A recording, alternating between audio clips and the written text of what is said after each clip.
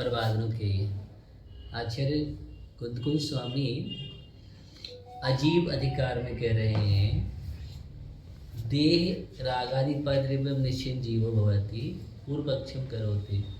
यह विषय चल रहा था, देह और रागादि जो परद्रव्य है वह नियम से जीव है, ऐसा पूर्व पक्ष कहता है। पक्ष रखे गए कि क्या क्या मानते हैं जीव को, कैसे कैसे मानते हैं। कोई क्या मानता है कि ही कोई आत्मा को तो जानते नहीं है, किंतु आत्मा से भिन्न शरीर आदि परद्रव्य को ही जीव नाम से कहते हैं। यहाँ पर समयसार व्याख्या में ये पक्ष रखा गया है। तो शरीर आदि को ही, बहुत लोग शरीर आदि वही जीव को पता ही नहीं जीव है क्या। ऐसे कितने परात्मवादी मोही जीव हैं। उनमें से बहुत सारे ऐसे जीव जैसे अंगारे से कोयले का कालापन कोई भिन्न नहीं है, वैसे रागादि भावों से भिन्न जीव नहीं है। रागादि भावों को जीव मानते हैं, किंतु रागादि रूप अध्यवसान भाव या कर्म ही जीव है, ऐसा कहते हैं। कुछ एकांतवादी लोग रागादि अध्यवसान भावों में से तीव्रता, मंदता, तारतम्य लिए हुए अनुभव होता है, तत्स्वरूप शक्ति समूह को प्राप्त होने वाला ही जीव है, ऐसा कहते हैं। कुछ ऐसे चार्वाक आदि मत है जो कर्म और नो कर्म से रहे शुद्ध परमात्मा के वेद विज्ञान से शून्य, वे शरीर आदि नो कर्म को ही जीव मानते हैं। जीव होता ही नहीं है, जीव पैदा हो जाता है, शरीर नष्ट होने से सब कुछ नष्ट हो जाता है, पंचभूतों से मिलकर के जीव तैयार हो जाता है, ऐसी मान्यता है चार्वाक बस में। तो फिर आचार्य इसका सब समाधान देंगे, सब चीज़ों का प्रश्न किए जा रहे हैं। कुछ लता दारू अस्थि पाषाण आदि जो कर्मों का फल उसे जीव कहते हैं, कर्मों के फल को। कोई अनुभाग तीव्र मंद स्वभाव वाला फल देता है, वही जीव है। जीव और कर्म दोनों की सिकरणी के समान मिली हुई कुछ ही लोग जीव मान कहते हैं। 8 काठों का परस्पर संयोग होकर एक खाट बन जाती, वैसे 8 कर्मों के संयोग से जीव होता है। ऐसा कुछ लोग कहते कि 8 कर्मों के संयोग से भिन्न शुद्ध जीव की उपलब्धि नहीं है। इसी प्रकार और भी अनेक प्रकार की कल्पना करने वाले मंद बुद्धि वाले जीव हैं, जो कि देह राग आदि रूप परद्रव्य को ही आत्मा कहते हैं। इसलिए वास्तविक कथन करने वाले सर्वज्ञ भगवान ने ऐसा कहा है कि लोग देह राग आदि परद्रव्य को आत्मा मानने वाले होने से परात्मवादी हैं। ये कैसे हैं? परात्मवादी। इस प्रकार पूर्व पक्ष का कथन करने वाली 5 गाथाएं हुई। अथ परिहारम बदती। अब परिहार रूप उत्तर सबका समाधान करेंगे। तो परिहार रूप में गाथा कह रहे हैं, एते सब्बे भावा, एते सब्बे भावा, एते सब्बे भावा, एते सब्बे भावा, पुगलदव्य परिणाम निप्पर्णा, पुगलदव्य परिणाम निप्पर्णा, पुगलदव्य परिणाम निप्पर्णा, पुगलदव्य परिणाम निप्पर्णा, केवल जड़ेहिम बढ़िया, केवल जड़ेहिम बढ़िया, केवल जड़ेहिम बढ़िया, केवल जड़ेहिम बढ़िया, कहते जीवोति बुच्चन्ति, कहते जीवोति बुच्चन्ति, कहते जीवोति बुच्चन्ति। कहते जीवोति बुच्चन्ति। केवल भगवान ने बतलाया है कि उपर्युक्त सब अवस्थाएं पौद्गलिक द्रव्य कर्म के संबंध से होने, जितनी भी अभी चर्चा की गई है, ये सब पुद्गल द्रव्य कर्म के निमित्त से होने वाली अवस्थाएं हैं। इसलिए ये सब जीव नहीं है। क्या नहीं है? ये सब जीव नहीं है, नहीं कही जा सकती हैं। एदे सब्बे भावा पुगल दव्य परिणाम निप्पर्णा, एते सर्वे देह रागादया कर्म जनित पर्यायः पुद्गल द्रव्य कर्मोदय परिणामेन निष्पन्नः।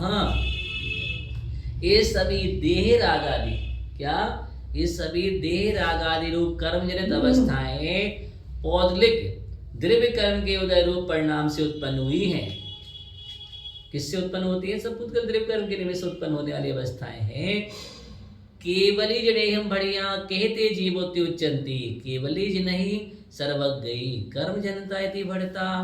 कथम ते निश्चयनेन जीवा इत उच्चन्ति न कथमपि। इसलिए सर्वज्ञ भगवान ने इन्हें कर्म जनित बतलाया है, अतः निश्चय ने से इन्हें जीव कैसे कहा जा सकता है? कभी नहीं कहा जा सकता। देखो, किंचा विशेषता, अविशेष अंगारात काष्णवद रागादिभ्यो भिन्नो जीवा। देखो, अंगारे से कालेपन के समान जीव भी रागादि से भिन्न नहीं है, ऐसा जो कहा गया है वह ठीक नहीं है। ये बात आपने कही ना, कष्ट जैसे अंगार है, अंगार का कालापन भिन्न नहीं हो सकता, ऐसे जी, ये आपका कहना ठीक नहीं है। नास्ति इति यद भरतम तदयुक्तम, ये कहना आपका अयुक्त है, युक्त नहीं। कथम इति चेत, कैसे? रागादिभ्यो भिन्ना शुद्ध जीवो स्थिति पक्षा परम समाधि स्थित पुरुषै शरीर रागादिभ्यो भिन्नस्य चिदानंदिक स्वभाव शुद्ध जीवस्योपलब्धिरिति हेतु। आचार्य कह रहे हैं यहाँ पर यह ठीक नहीं। यह बात हम अनुमान से सिद्ध कर दिखाते हैं। देखो, शुद्ध जीव जो है रागादि से भिन्न है। कैसा है? शुद्ध जीव रागादि से भिन्न है। यह पक्ष हुआ क्योंकि परम समाधि में स्थित पुरुषों के द्वारा शरीर और रागादि से सर्वथा भिन्न ऐसे चिदानंद एक स्वभाव वाले शुद्ध जीव की उपलब्धि देखी जाती है। ऐसे जीव देखे जाते हैं जो रागादि से भिन्न है, परम समाधि चिदानंद में स्थित हैं, वो रागादि से भिन्न देखे जाते हैं। ऐसी उपलब्धि शुद्ध जीव की उपलब्धि देखी जाती है। यह हेतु हुआ। क्या हुआ? हेतु है। कीट काल का स्वरूपा सुवर्ण बदती दृष्टान्तः, कीट कालमादि से भिन्न स्वर्ण के समान। जैसे सोने में कीट कालमा होती है, लेकिन उसके बाद भी कीट कालमा को पृथक किया जा सकता है। ऐसे ही रागादि है जो उसको पृथक किया, जो पृथक होता है वो जीव नहीं है। जैसे कीट कालमा अलग करने पर कीट कालमा सोना नहीं है, इससे कीट कालमा को आप सोना नहीं कह सकते हैं। कीट कालमादि से भिन्न स्वर्ण के समान, यह दृष्टांत हुआ। पहले हेतु समझाया, उसके बाद दृष्टांत दिया। कीट कालमा सुवर्णादिवत निष्किंचा अंगार दृष्टांतोपि ना घटते। किंचा पूर्व पक्षकार ने जो अंगार का दृष्टांत दिया है, यहाँ वह घटित नहीं होता है। कथम इति चेत, कैसे? यथा सुवर्णस्य पीतत्वम अग्निरुष्टत्वम स्वभावस् तथा अंगारस्य कृष्णत्व स्वभावस्य तु पितृत्वम कर्तुम न याति। क्योंकि जैसे सुवर्ण का पीलापन, सोने का पीलापन और अग्नि का उष्णपना स्वभाव है। पीलापन को आप अलग नहीं कर सकते, अग्नि की उष्णता को अलग नहीं कर सकते, ये स्वभाव है। वैसे अंगारे का भी कृष्णपना स्वभाव है। अंगारा काला होता है, वो कालापन स्वभाव है, उसे पृथक नहीं कर सकते। किंतु रागादि तो डांक के द्वारा स्फटिक में आई हुई उपाधि के समान जीव के विभाव भाव है।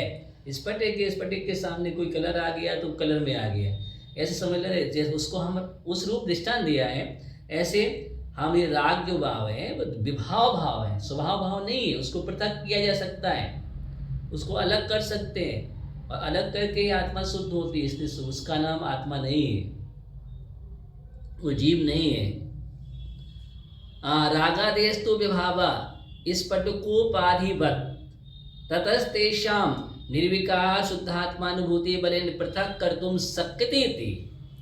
स्पष्ट कह रहे हैं, इसलिए उनको निर्विकार शुद्धात्मानुभूति के बल से जीव से पृथक किया जा सकता है, दूर हटाया जा सकता है। किसको? रागादि भावों को। रागादेस्तु विभावा स्फटिक उपाधिवत् तस्तेषां निर्विकार शुद्धात्मानुभूति प्रथम कर्तुम शक्यते। यद्यपि युक्त मष्ट काष्ठ संयोग खट्वाद्वदष्ट कर्म संयोग एव जीवस्त तदप्ते अनुचितम अष्टकर्म संयोगात् भिन्ना शुद्ध जीवो स्थिति पक्ष वचनम अष्टकाष्ठा संयोग खट्वासायना पुरुषस्य परम समाधिस्थ पुरुषैरष्टकर्म संयोगात् पृथग्भूतस्य शुद्ध बुद्धिक स्वभाव जीवस्य उपलब्धि दृष्टांत सहित हेतु। अभी हम बतला रहे हैं, इसी प्रकार जो यह कहा गया है कि 8 कांटों के संयोग से खाट नाम की वस्तु बन जाती है।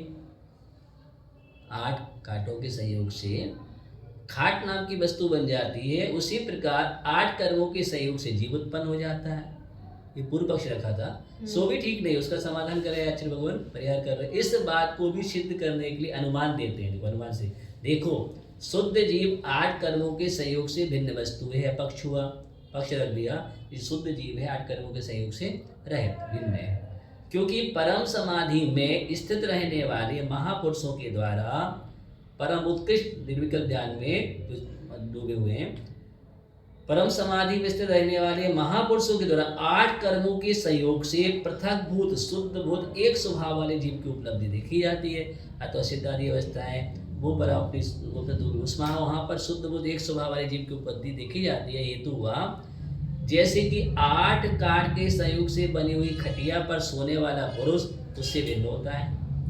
उस खटिया पर सो रहा है, खटिया रूप पुरुष नहीं है, पुरुष भिन्न है, खटिया पुरुष नहीं है और पुरुष खटिया भी नहीं है, भिन्न। यह दृष्टांत हुआ।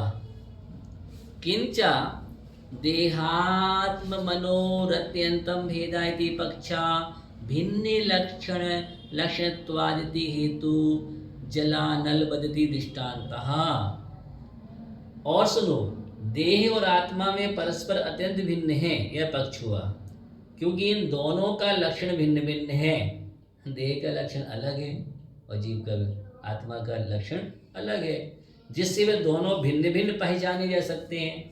यह हेतु हुआ। हेतु भी दे दिया कि दोनों का दृष्टि अलग अलग है, एक ही लक्षण नहीं है। इति परिहार गाथा करता, जैसे कि अग्नि और पानी, क्या कहा गया, अग्नि और पानी, जल अनलवत, अग्नि और पानी ये दृष्टांत हुआ। अग्नि अलग है और पानी अलग है, दोनों का लक्षण एक नहीं है। इस प्रकार परिहार गाथा पूर्ण हुई, ये यहाँ पर समझाया है। आगे बतला रहे हैं, अथ चिद्रूप प्रतिभासेपि रागाधिवसानार्यः कयम पुद्गलावस्था नाम भवन्ति चेत। जैसे कि रागादि अध्यवसानों में चिद्रूप का प्रतिभास होता है, वहाँ था ना रागादि अध्यवसानों चिद्रूप चेतनात्मक, तब इनको पुद्गल स्वभाव कैसे कहा जा सकता है, इस प्रश्न का उत्तर आगे दे रहे हैं। अट्ठिभियम्पि कम्मम्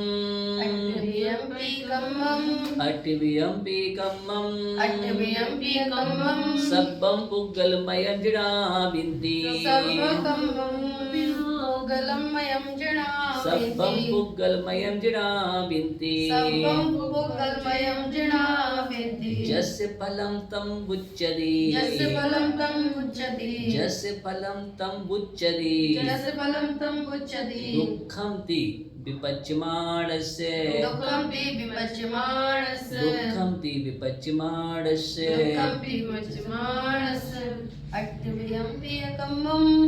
सब्बं पुग्गलमयं जडावेति जस्य फलं तं बुच्यति दुःखं ते विपच्यमानस्य। ये 8 प्रकार के कर्म पुद्गलमयी हैं, ऐसा जिन भगवान कहते हैं। कैसे है सब 8 कर्म पुद्गलमयी?